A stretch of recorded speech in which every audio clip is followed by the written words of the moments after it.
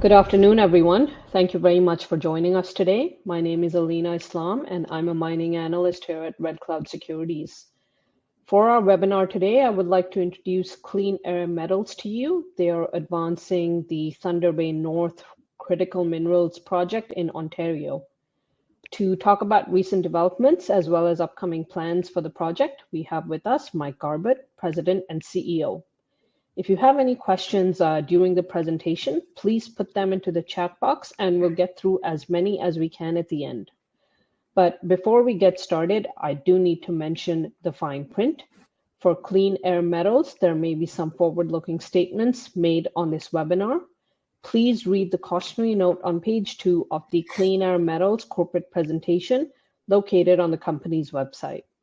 For Red Cloud Securities, I would highlight that this webinar is for information purposes only and should not be considered a solicitation to purchase or sell securities or a recommendation to buy or sell securities. We note that this webinar does not take into account the particular situation or needs of individual investors. Participants should rely on their own investigations and seek their own professional advice before investment. Please see our most recent research located on our website for Clean Air Metals specific disclosures. And with that, I'll hand it over to you, Mike. Please take it away. Great. Well, thank you, everybody, for joining. My name is Mike Garbutt. I am the President and CEO of Clean Air Metals, and I'll talk to you today a bit about our Thunder Bay North Critical Minerals project and what we're up to.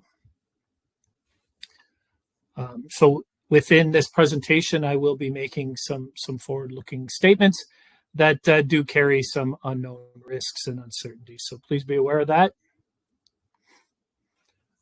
So I'll start the presentation with a brief land acknowledgement. So we do have an exploration agreement with the 3 communities that have traditional territorial rights over the land in which the Thunder Bay North project sits, that namely is Fort William First Nation, Red Rock Indian Band, and BZA or Binjidwabig Ziging Anishinaabe. We have a great relationship with those 3 communities, and we meet regularly with the members of the implementation committee to go over mutual interests and update on where we sit with the project. We also consult with 2 Métis communities, and also Kiashki Ziging and Anishinaabe, which is to the north, shown on the map of the project, that are part of the KZA is part of the Robertson Superior Treaty of 1850, and we do consult with them on exploration permits. So the one thing we do like to point out is the 2 deposits we have are rare primary platinum deposits outside of South Africa.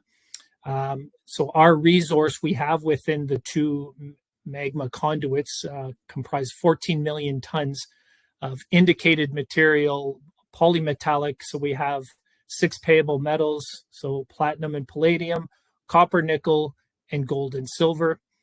Our project is, we like to call it an early stage development project, although there is significant exploration upside within the project that I will speak to, and we have the team to execute this project. So looking at some of the highlights of what I will cover here. So the jurisdiction, this is a great jurisdiction to be in. We're in Northwestern Ontario, and as I'll talk later, we're close to infrastructure and we're quite proximate to an operating mill.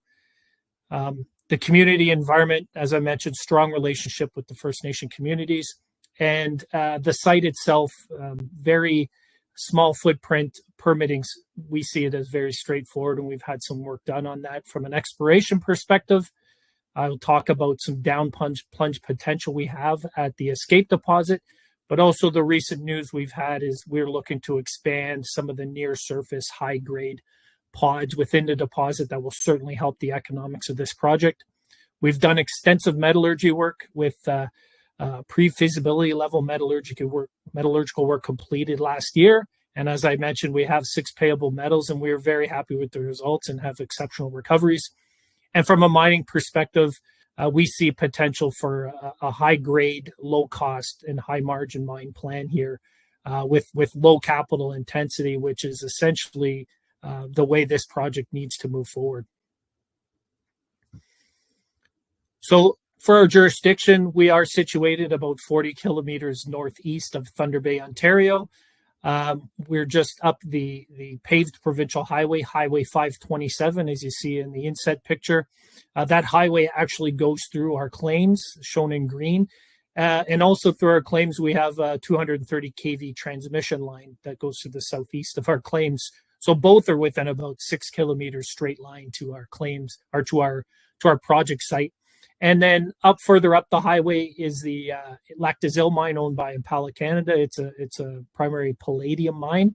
It's about 65 kilometers north of our site. So we like to say that our project is essentially in a infrastructure sandwich. So we see that as a huge advantage to us, and certainly reduces the future risk of this project. So zooming in on our claims area, we do actually have multiple intrusions on the 300 square kilometer land package. And the 5 intrusions are, we have 2 called Lone Island. So there's Lone Island North and South, as you see on the image to the left.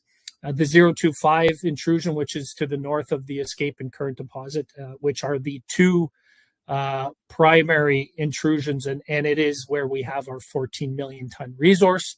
Those 2 intrusions, the current and escape deposit, are about 2.5 kilometers apart. So they will form essentially the same mine at a future date. But they are near surface. And as I mentioned, they are polymetallic. And we do have discrete pods of massive sulfides in each of these deposits. And as you know, massive sulfides do have the potential to bring, higher grade to nice sweeteners to the deposit.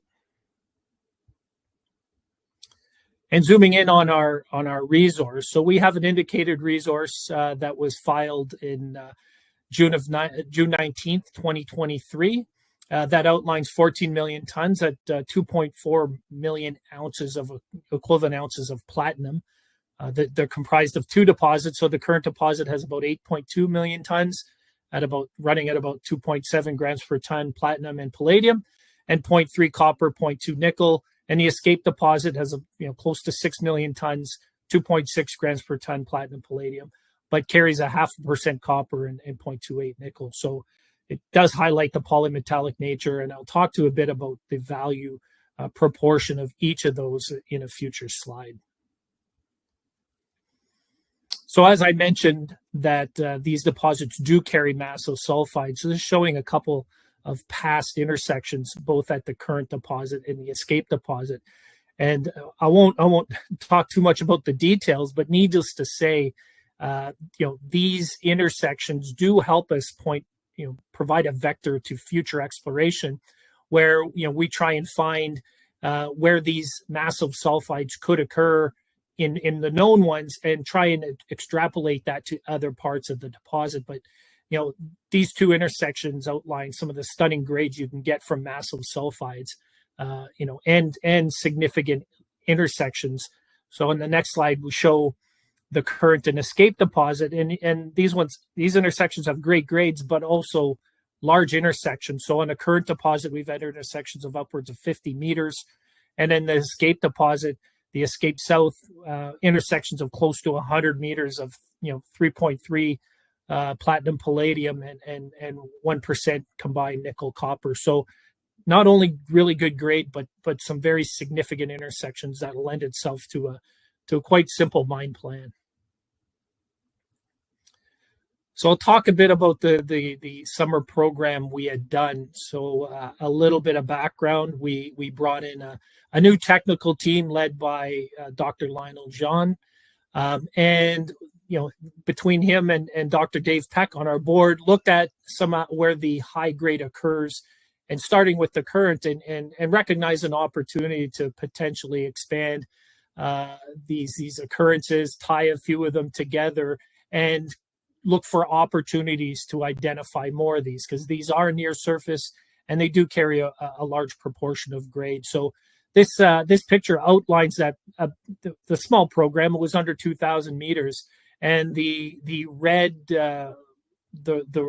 red shapes outline a 3.5 gram per ton platinum shell. Those are the new shells. So they were actually quite a bit smaller originally. So we've tied some of those together, and 3.5 grams of platinum does not sound that great, but when you consider it comes with about 3.5 grams per ton of palladium and 1% copper and 0.5% nickel, those start to be some significant numbers in terms of intersections. So we drilled 10 holes, and in these cases, we've successfully extended the size and in some cases the continuity of these near surface high grade mineralization pods.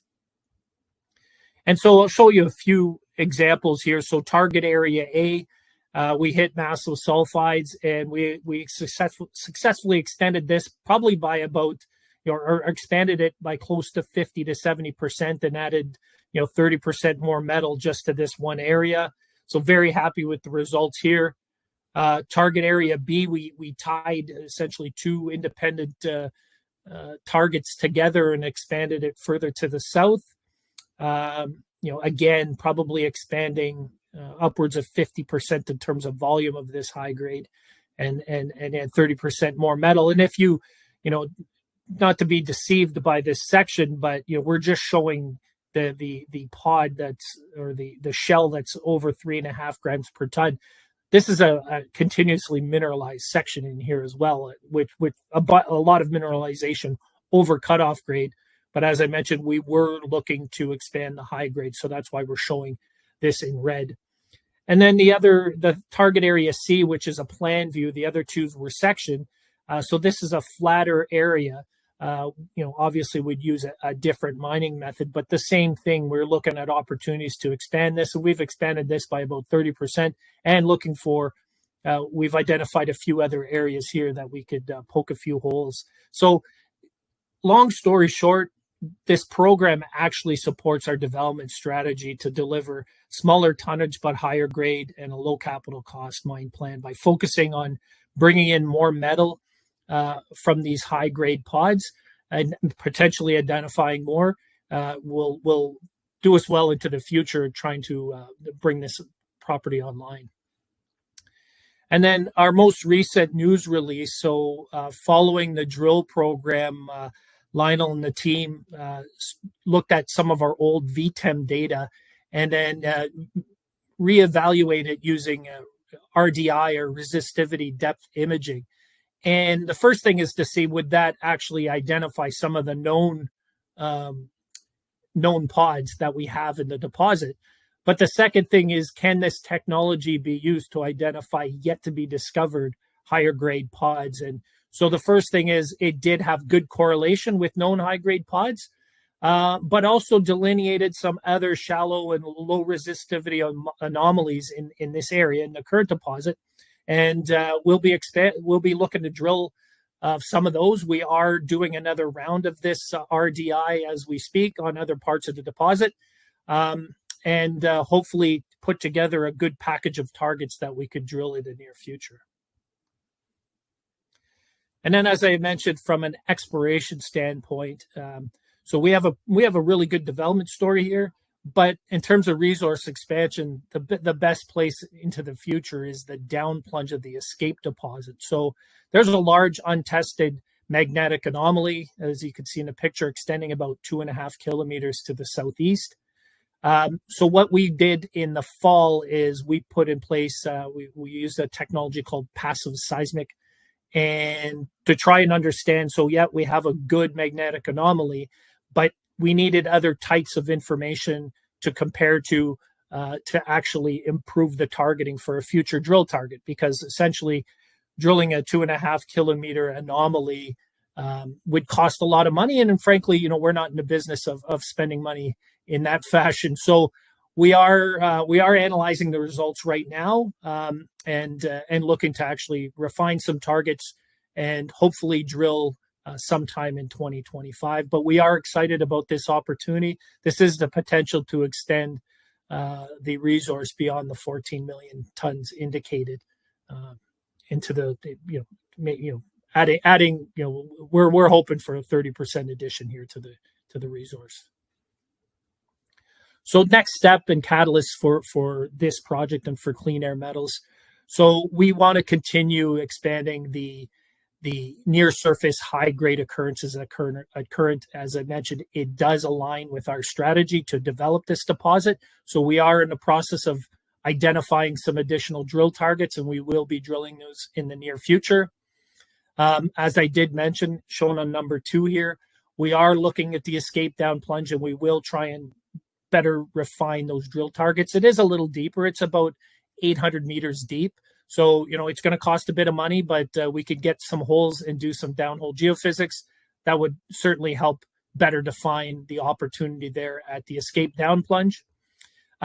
We do want to do some additional geophysics and potentially machine learning. We're looking to that opportunity. We have a lot of data at current and escape, but we want to identify similar high-grade occurrences at escape and or farther down dip at current that we could drill and expand on our metal content at both those deposits. And then we are looking to, as I mentioned, do an initial drill program at the escape down plunge. In the project development space, we are in the process of advancing our claim, moving our claims to leases. So we've been down that road for a couple of years now, and generally it takes about 3 years in this province. And then we will be putting in an application for advanced exploration designation. And along with that, getting approval will allow us to do a bulk sample, so drive a ramp and take a bulk sample. So we're in the process of designing that, and hopefully work towards discussions on toll milling at some point. Although there's no guarantees of that, we see that as a viable opportunity for this property. And then sometime next year, with the new drill results, we will look to revise the mine plan and then complete a PEA. We have a lot of work done for PEA, so we believe we can turn it around fairly quick, but we'll be looking towards the end of the year to get a PEA out there. And as I noted on the bottom here, we are continuing doing baseline environmental data collection as we have been for the last 4 years.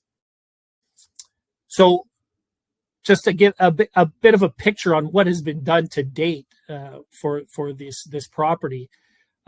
As I mentioned, we have been doing a lot of baseline environmental work, and we continue to do that in studies. One of the things that highlight is a permitting roadmap that we had done in 2023 by Stantec that really outlined we are a fairly low risk in terms of permitting and will not need a federal EA, and in fact might just need a few smaller EAs for class EAs for a power line and for road access into the site. As I mentioned, historically we've done a lot of drilling at this site. Probably over 200,000 meters has been done on these assets, all culminating with the 43-101 resource statement in the middle of 2023. And I'll talk a bit more about the metallurgical program, where we've had 2 rounds of metallurgical work, and as well as multiple iterations of the mine plan. So a lot of good technical work done here in the past, which will actually serve us well looking into the future with respect to advanced exploration and or bringing this asset on as a construction project. So quick slide on the mine design. So my background is in mining engineering. For these 2 assets, they will be mined via underground methods.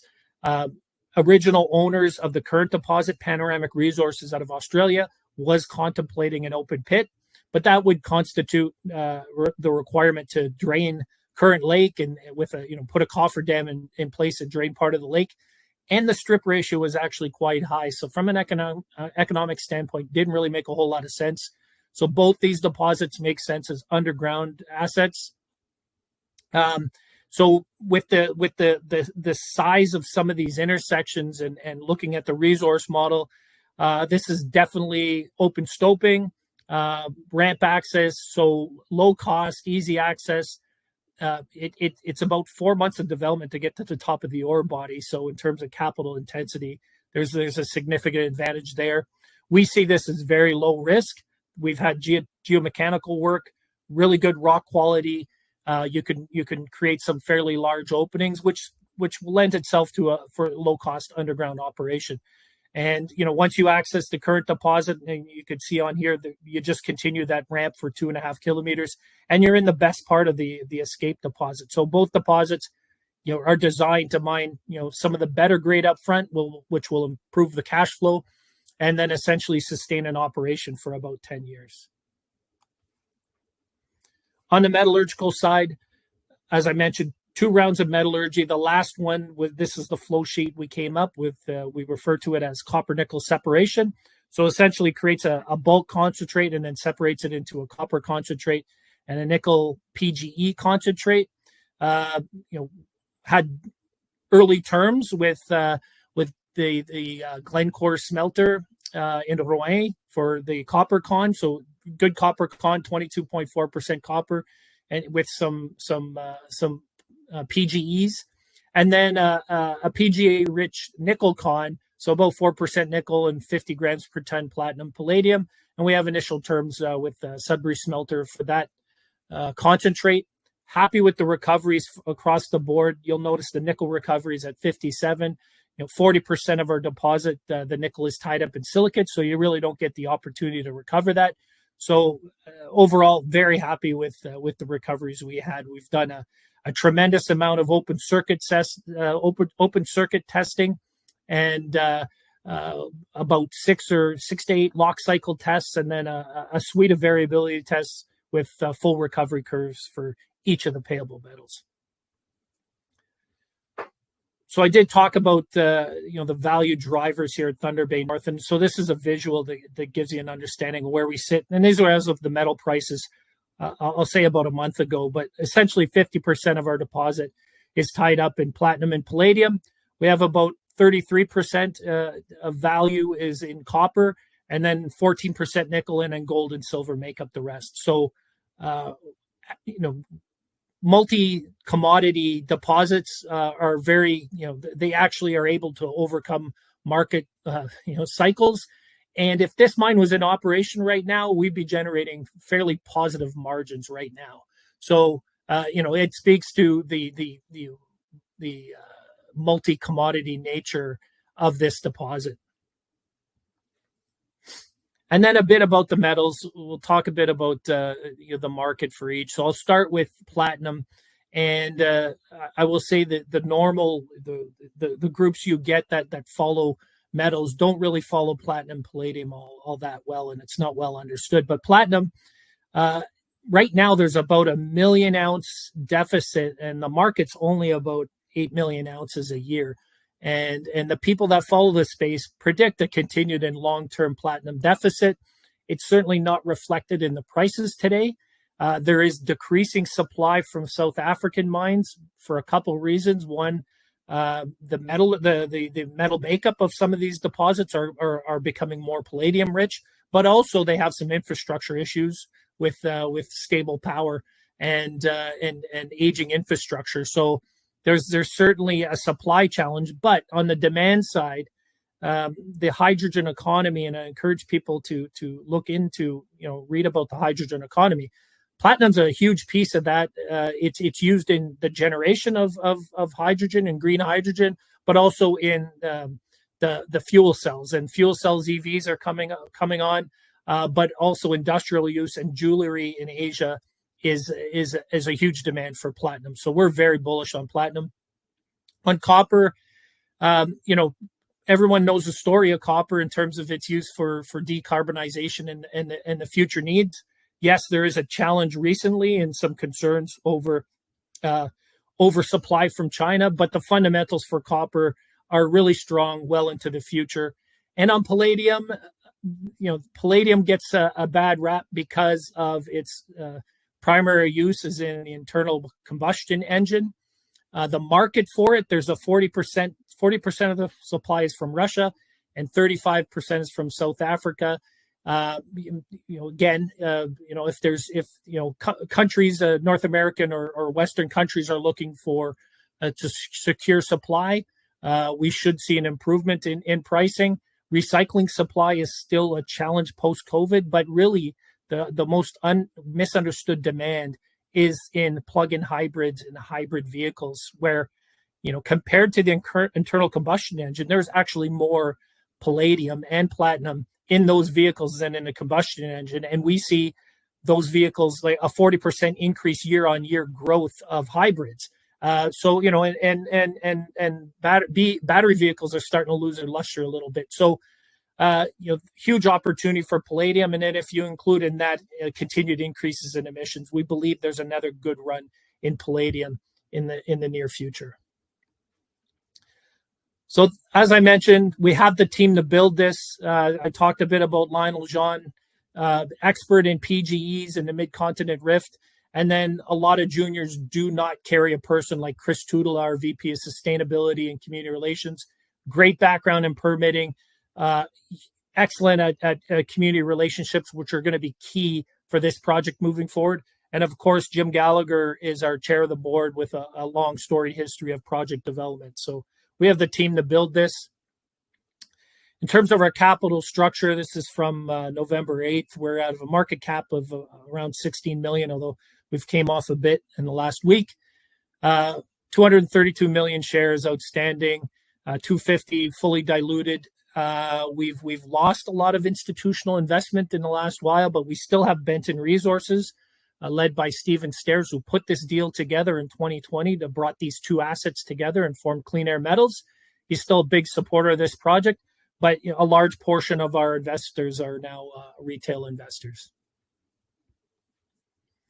And so to summarize the investment highlights, as I mentioned, we are a rare primary platinum deposit outside of South Africa, and platinum has a really bright future moving forward, considering the hydrogen economy and some of the other uses.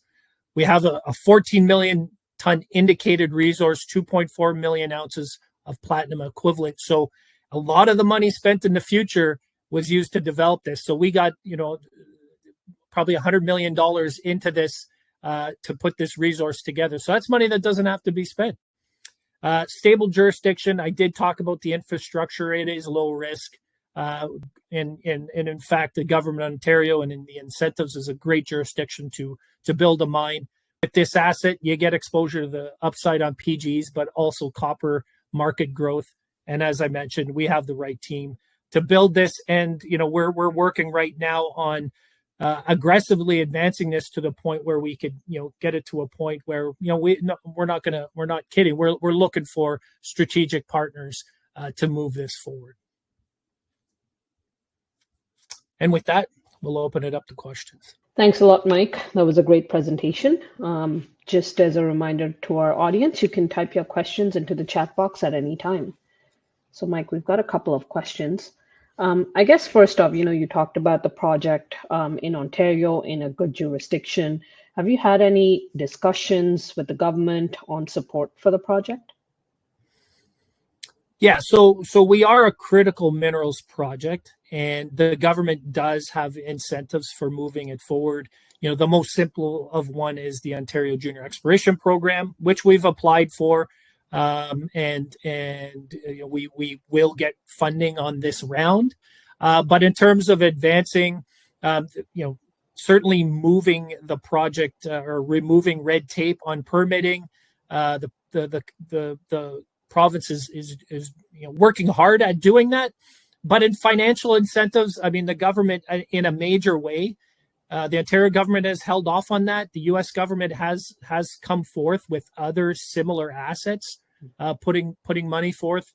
But the reality is, you know, the right thing I think we see, particularly in the platinum or the palladium space, companies like Mitsubishi that are coming forth and supporting projects. So they're, you know, being a big end user, they're someone we would look to get involved. And there's a number. There's 4 or 5 that are really of these end users that are looking at primary supply and trying to secure that.